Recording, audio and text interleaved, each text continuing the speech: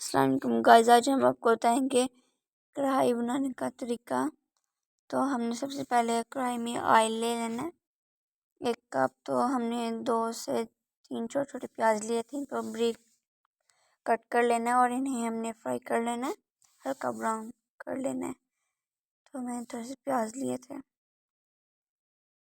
इसको हमने ज़्यादा ब्राउन नहीं करना क्योंकि हमने इसके अंदर गोश्त को भी फ्राई करना है, तो इसलिए हम कुछ ज़्यादा नहीं करेंगे, थोड़ा सा ही करेंगे। तो हमने इसको थोड़ी देर के लिए रख देना। तो ये देखें ब्राउन हो चुके हैं। अब हमने इसके अंदर थोड़ा सा डालना है पानी, ताकि जो है हम जब वो गोश्त डालेंगे ना, तो वो नीचे ना लगे। तो हमने थोड़ा सा पानी डाला था, देख बस बिल्कुल थोड़ा सा डालना है और हमने इसके अंदर चिकन ऐड कर देना। चिकन को हमने फ्राई कर लेना है। देखें आपके पास जितना भी हो, हमारे पास 1 kg था, हमने 1 kg ही बनाया। आप जितना आपके पास हो आप उतना भी बना सकते हैं, पर यह है कि बहुत मज़ेदार की ये रेसिपी है, आपने एक बार ज़रूर ट्राई करनी है। तो हमने गोश्त को यहाँ पर डाल दिया, तो हमने इसको मिक्स करना है, देख सकते हैं आप।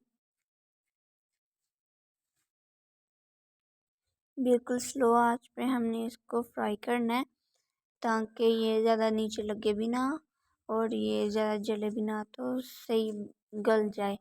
तो ये देखिए हमने सही से इसको कर लिया। अब हम इसके अंदर हमने अदरक लहसुन का पेस्ट ऐड कर देना है और इसको हमने अच्छी तरह से मिक्स कर देना है, ताकि इसको हमने अच्छी तरह से मिक्स करना है, ताकि जो है ना इसका वो अदरक लहसुन का पेस्ट अच्छी तरह से इसके अंदर रच जाए चिकन के अंदर, और इसकी जो स्मेल है वो सब ख़त्म हो जाए।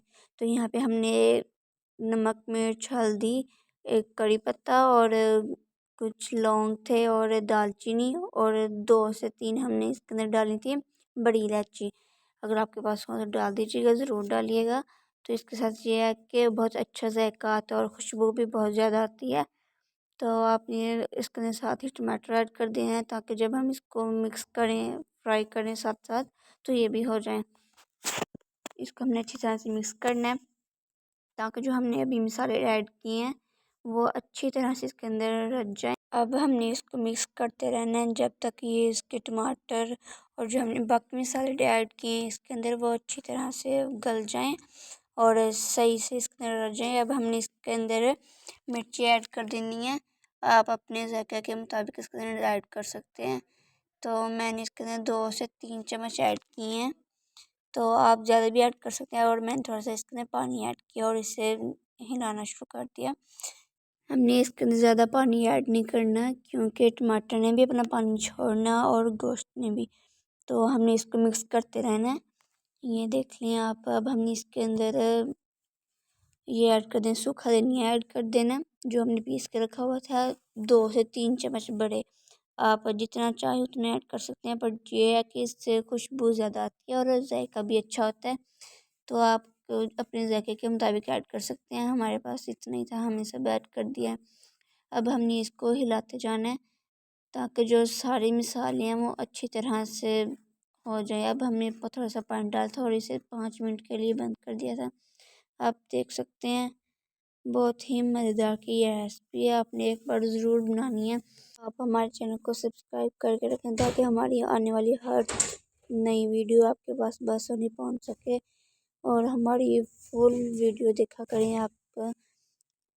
आपके लिए हर एक वीडियो आएगी, मर्जी है कि आप फुल देखें। ये देखिए कितना प्यारा इसका रिज़ल्ट है, बहुत अच्छी रेसिपी बनी है, आप एक बार ज़रूर ट्राई करनी है। तो हमने यहाँ पे मिर्ची काट के रखी हुई थी, मैंने ऊपर वो भी लगा दी है। ये देखिए आप कितनी अच्छी लुक आई है। तो एक बार ज़रूर ट्राई कीजिएगा। अल्लाह हाफिज़।